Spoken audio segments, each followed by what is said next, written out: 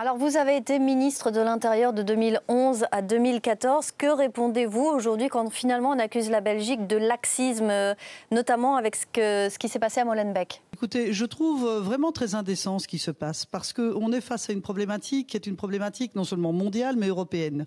Et notamment la France et la Belgique ensemble, qui sont une sorte, qui constituent un espace francophone commun, avec des djihadistes qui travaillent ou qui combattent ou qui complotent ensemble, hélas, en Syrie, se retrouvent confrontés exactement à la même problématique. Moi, j'étais ministre de l'Intérieur au moment de l'attaque du musée juif, la veille d'élection, où il y a eu 5 morts à Bruxelles, attaque perpétrée par un Français, Nemouche, qui, objectivement, avait passé les mailles du filet des services de sécurité, notamment français. Est-ce qu'à un moment, j'ai donné des leçons à la France en demandant qu'ils fassent le ménage par rapport à des problématiques chez nous? Jamais.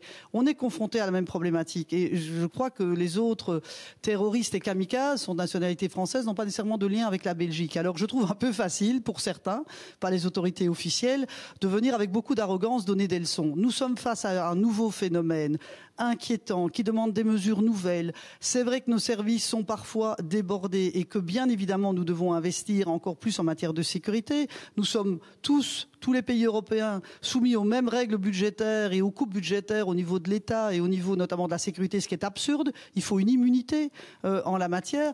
On connaît les mêmes problèmes en Angleterre, il y a eu des attentats en Suède, on connaît les mêmes problèmes de radicalisation en Allemagne. Donc arrêtons de cibler une seule commune. Les banlieues françaises, il y a 10 ans, nous n'avons pas commencé à dire que ça ne se passait pas chez nous, ce qui par ailleurs était le cas. Donc je pense qu'il faut, quand on demande la solidarité nationale, ce qui est logique et que nous faisons chez nous comme en France, il faut aussi une solidarité européenne, surtout avec des voisins avec lesquels nous travaillons main dans la main au niveau de nos services de sécurité, de l'intérieur et de la justice.